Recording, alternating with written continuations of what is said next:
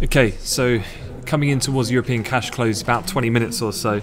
Just going to do a little bit earlier than normal, but a bit of a wrap of today's session, just to kind of summarise everything that we've seen, because obviously some pretty big market moves you can see on your charts.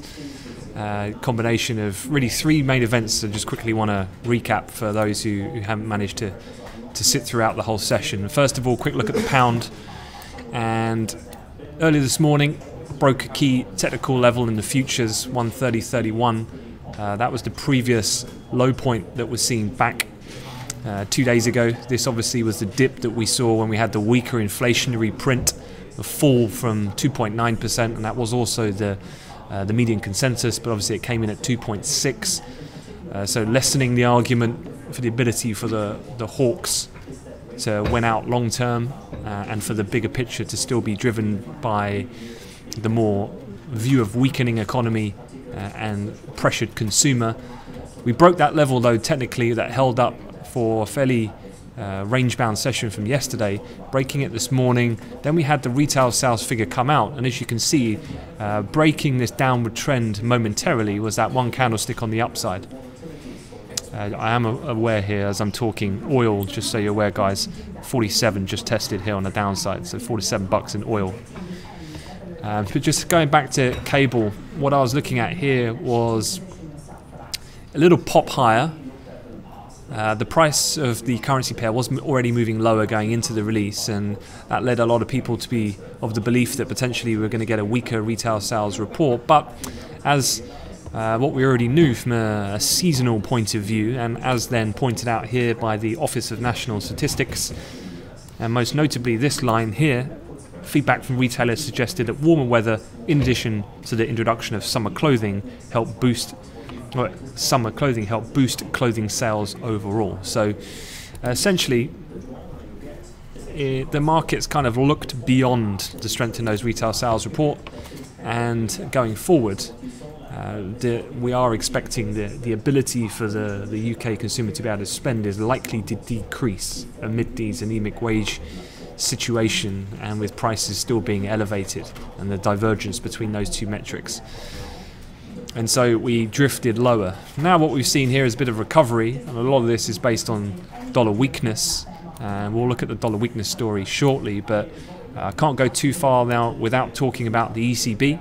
Obviously this was the hotly anticipated event of the trading week, and as you can see by the chart, if you were looking at it, you've got firmer euro, weaker DAX, but the Bund hasn't really done too much. It's been fairly messy in price direction. But if you were looking at just euro and DAX, you would be of the understanding on price movement alone without having seen the event thinking it was hawkish, i.e. the ability then for the ECB to start hinting toward eventual QE parameter changes or purchasing amounts and so on that might be forthcoming in the months ahead. Actually, the event itself was a little bit more tricky, I'd say, to handle. Now, if we go back to the ECB, the latest press conference, well, one thing to explain here was that with the Bund move initially, the first move came, this first kind of big green candle, that was at 12.45. So that was actually the interest rate decision, which typically we don't tend to see much movement from.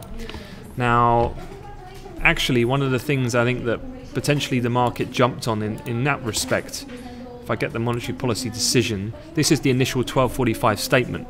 Now absolutely no one was expecting an interest rate change, but some of the sources were indicating in the last week and a half or so is that potentially some of the second paragraph wording, which talks specifically around the parameters of how the QE program is conducted, might have seen a subtle tweak in order to initiate some of this movement towards then QE changes forthcoming in the period ahead. All we got though was a complete kind of copy, paste and repeat of what we've heard before, absolutely no changes at all.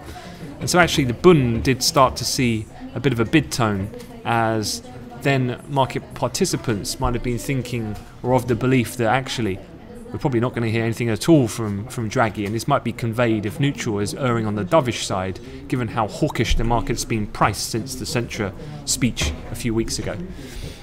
Then, when Draghi started delivering the opening statement, Interesting to note that the market initially took it as quite hawkish, so euro started to strengthen, bunds actually started to reverse, and a quite good way of obtaining these comments if you're not monitoring it obviously live on the YouTube ECB channel, or if you've got a major newswire platform like Bloomberg or Reuters. Actual ECB Twitter account's pretty quick off the mark while he's speaking live. I'd say it's actually quicker than the video feeds by a lot of measures. But first comments that he made, going in chronological order, Draghi said, incoming information confirms continued strengthening of economic expansion in the euro area. Risks to growth outlook are broadly balanced. So all of these, you would say, are quite upbeat. And as what we heard from him in that Portugal speech a few weeks ago, economic confidence is very much the theme at the moment. But then as he's continued to speak, the area of which everyone is basing a lot of policy decisions on is, of course, about inflation.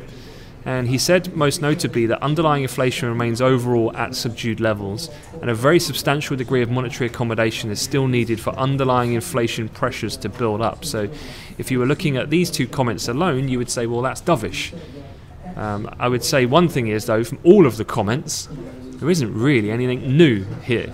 Not that we didn't hear already a couple of weeks ago. So it was quite a tricky event to navigate, I'd say, because the way that the market was reacting, I thought, was a little bit overtly hawkish in its movement, certainly in the euro currency. And if we start looking at the euro currency, I know there's a few people looking at the various shorts when the market got to around 116, but then we got to that test of the high print that was seen on the 18th, break of that, seen an acceleration to the upside. But the euro looks very aggressive comparative to, as I say, the other asset classes, particularly the bond market.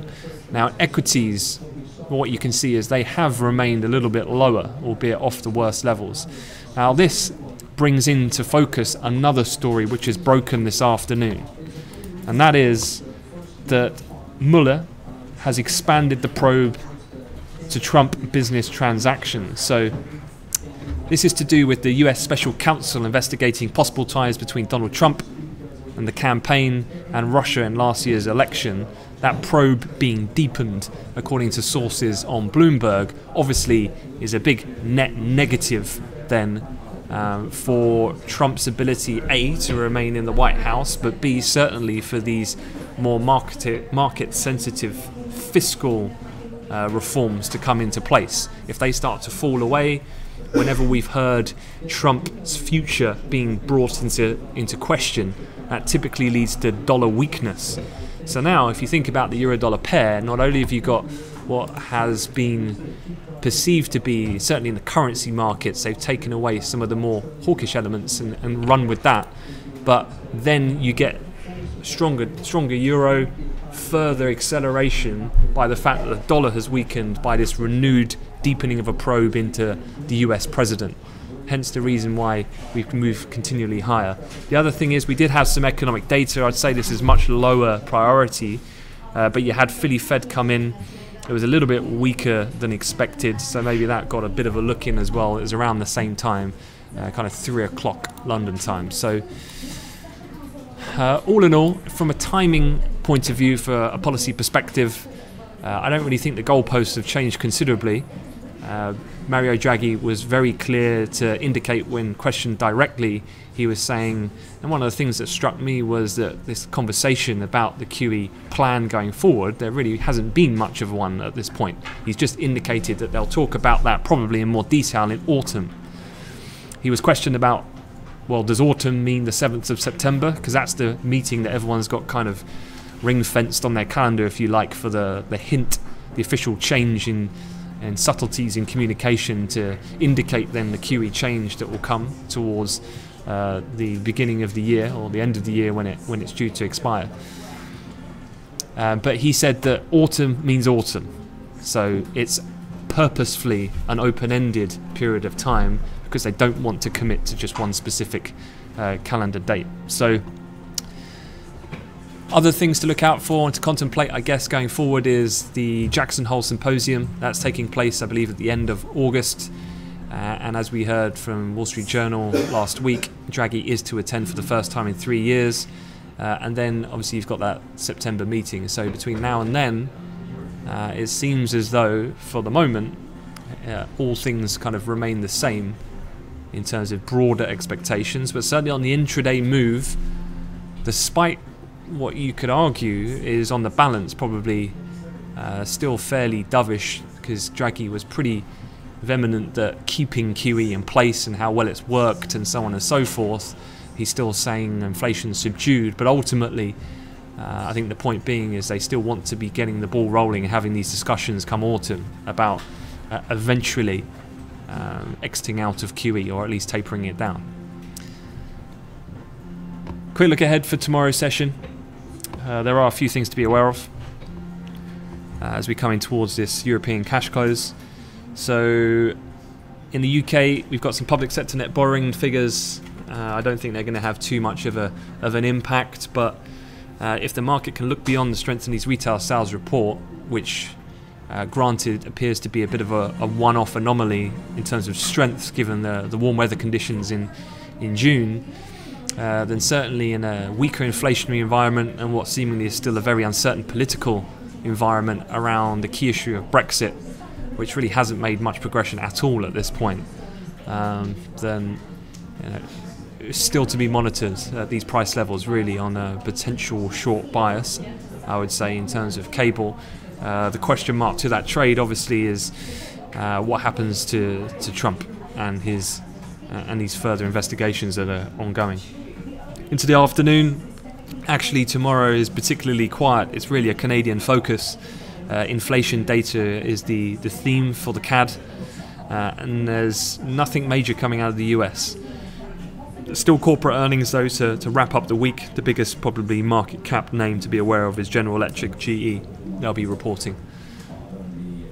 Okay guys, gonna leave it at that.